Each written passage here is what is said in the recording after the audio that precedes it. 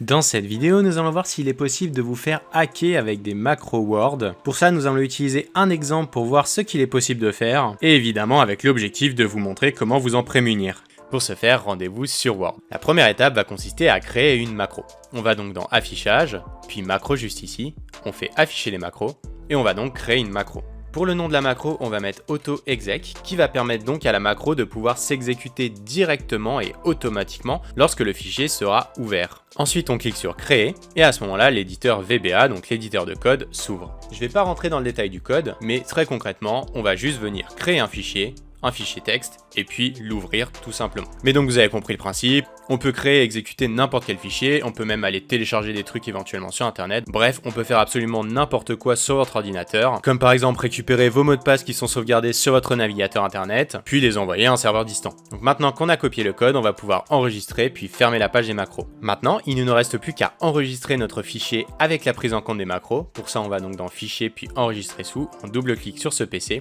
on va dans le bureau par exemple, puis on enregistre le fichier doc macro en changeant le type et en prenant en compte donc les macros. Parce qu'effectivement, pour que les macros soient prises en compte, il faut une extension bien particulière. Si vous choisissez l'extension .docx, eh bien les macros ne seront tout simplement pas pris en compte.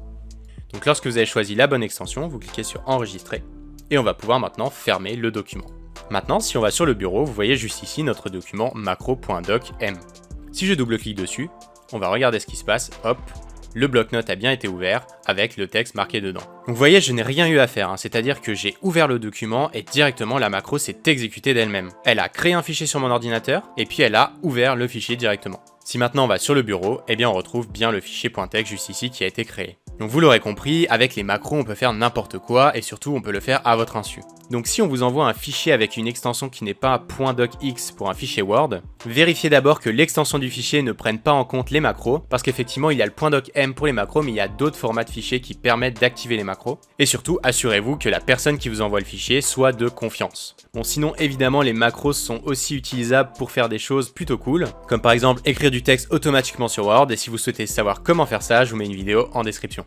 Voilà, n'hésitez pas à nous donner vos meilleures idées en commentaire, à vous abonner à la chaîne, à commenter, à liker la vidéo, et on se retrouve pour plus d'astuces et de tutos en 1 minute.